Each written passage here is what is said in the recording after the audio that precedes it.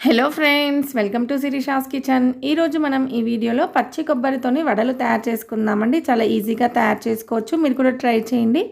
ముందుగా 1.5 కప్పు పచ్చి కొబ్బరి ముక్కలు తీసుకొని వీటిని ఫస్ట్ గ్రైండ్ చేసుకున్న తర్వాత ఇందులో స్పైసీకి తగ్గట్టుగా పచ్చిమిర్చి, అల్లం, వెల్లుల్లి, అలాగే టేస్ట్కి తగినంత ఉప్పు వేసుకొని మెత్తగా గ్రైండ్ చేసుకోవాలి.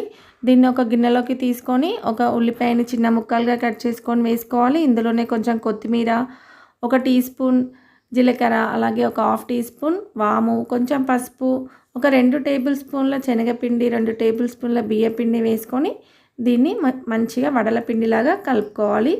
ఇలా కలుపుకున్న తర్వాత చేతికి కొంచెం నూనె కానీ లేకపోతే నీళ్లు కానీ రాసుకొని మనం వీటిని పల్చగా చేతిపైన ఒత్తుకోవాలి. చేతిపైన రాకపోతే కవర్ పైన కూడా ఒత్తుకొని వీటిని ఆయిల్లో డీప్ ఫ్రై చేసుకోవాలండి. చాలా ఈజీగా మనం వీటిని తయారు చేసుకోవచ్చు. మీరు కూడా ట్రై చేయండి. Thank you friends. Thank you for watching.